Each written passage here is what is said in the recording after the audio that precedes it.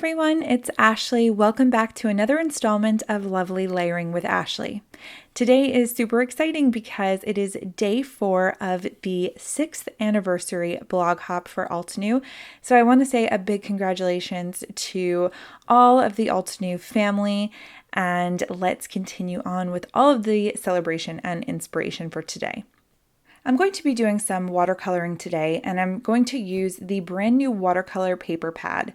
This pad is 9 by 12 inches, so I cut a piece of paper in half and then took about half an inch off of the other side so that it would fit into my regular or standard size MISTI. I'm going to use the Wallpaper Art Set because it is one of my favorites.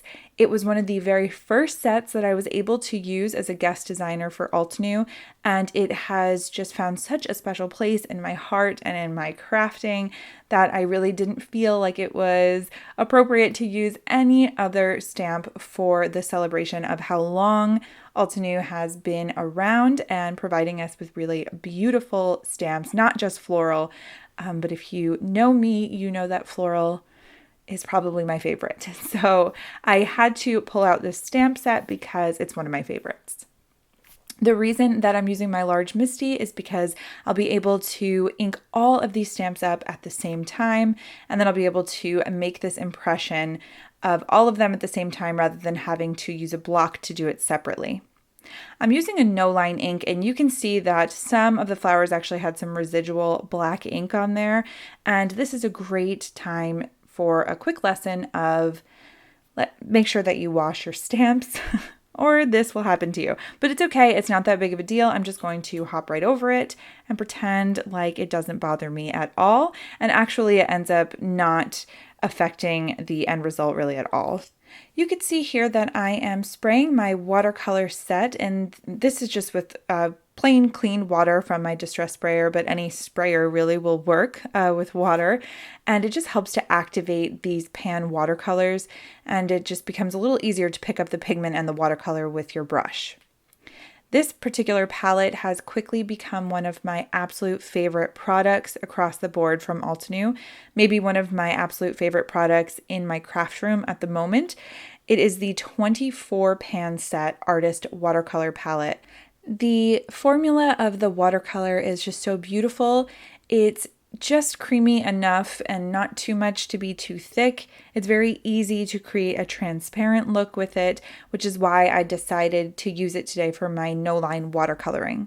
If you've watched any of my past no-line watercoloring videos, you'll know that this is a technique that I picked up from a Christina Werder video quite a while ago, and it's something that I've really been practicing and trying to perfect for a very long time.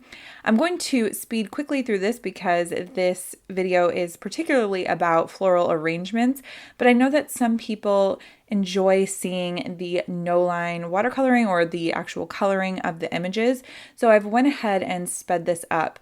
I'm going to put just a little bit of music on, and if you would like some tips specifically for no-line watercoloring, I will link one of my videos where I really focus on that in the description.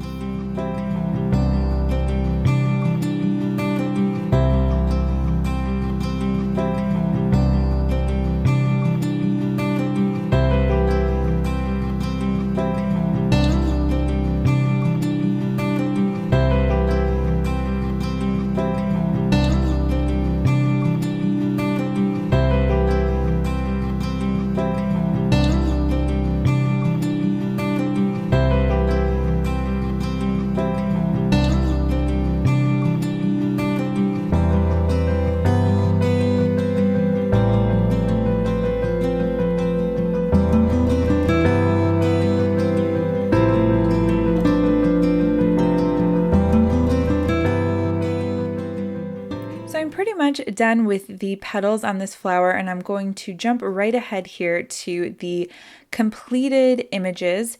So I've done pretty much every image that's in the stamp set with the exception of one solid image of leaves. So I have 3 florals and then 2 leaves that I'll be using. So I would like to go over some of my favorite tips for arranging floral images onto a card front. This is always the toughest part for me, so I thought that I could lend some tips that have helped me along the way. So first things first, you can see here that I've used a very monochromatic theme. All of my flowers are the same color as well as my leaves. This can be helpful for beginners or people who are struggling because you don't have to worry about putting two non-complementing colors next to each other. The next thing I'm going to do is take my two focal flowers. Now you could have one focal flower, two focal flowers, or three, but in this case I have two, and then I'm going to sort of arrange that the way that I'd like it, and then use my third to sort of fill in a gap. And I filled in the gap to create this triangle shape, and that is tip number 3. I learned this tip from my good friend JC, who has an amazing series on the Alts New YouTube channel called Perfect Pairings with JC. And he has told me, or he has said time and again, if you create a triangular shape, it really draws in the eye and then drags the focus throughout your entire arrangement, and it can really, really make a difference. I then added my leaves to a few of these spots that I felt needed a little bit of help.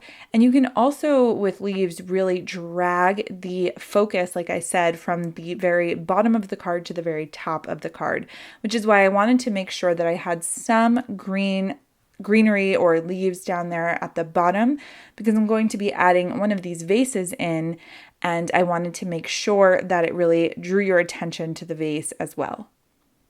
So now that I have my focus from the top to the bottom, I'm going to go ahead and figure out where I'd really like my vase to be. I want to make sure that I don't have any bare spots for the vase. I really want it to look like my arrangement is sort of taking over the top of this vase. So I wanted to be very strategic with how I placed my arrangement and where I was going to stamp my base. I'm going to use a tried and true Jennifer McGuire tip, which is to use some press and seal to hold the image of all of the die cut pieces where you'd like them. This sort of just holds them together temporarily. It's a very low tack product, but it allows you to create an arrangement and then make sure that you don't move that around. I prefer to do this over taking pictures because I can just make sure, like I said, that it's exactly the way that I wanted it when I made all of those tiny little adjustments before. So I'm going to use Obsidian Ink from Alts New, which is a really crisp pigment black ink. And I'm using this sort of fatter, wider rimmed vase because I just thought it looked a little bit better with this really huge and intense floral arrangement. I've stamped just really the top of that vase because I wanted it to look like it was sort of coming off of the page, almost like this was a really zoomed in focal point of the actual bouquet, but that you have that vase there for just to create this scene. And this is where the press and seal really comes in handy. You could see that I was able to put some foam tape there on the back of that, and now I can peel off all of the pieces and sort of maneuver this entire bouquet or floral arrangement around until I have it exactly where I want it. And now I'm able just to lay it down on there and then apply some pressure across the entire arrangement so that I have it completely secured to the card front. For my sentiment, I've decided to give another little nod to JC because I absolutely love his work and I wanted it to really carry on with things that he has sort of brought to light for me or taught me through his videos. And so I'm going to use the Label Love stamp set. This is one of my absolute favorite sentiment sets from Alts New, and JC uses a lot of actual those like old school labels for his sentiments. So I wanted to sort of pay homage to him in that way, and I'm using the Missing You sentiment from that set. I have used the Enchanted Gold Pigment Ink to stamp it, which I am so in love with. And I really just think it adds the right amount of shine. It's not too much and you don't have to worry about heat embossing. It just adds really the perfect amount of gold. So I decided to add this sentiment to the bottom right hand of this bouquet, sort of where that blank space is.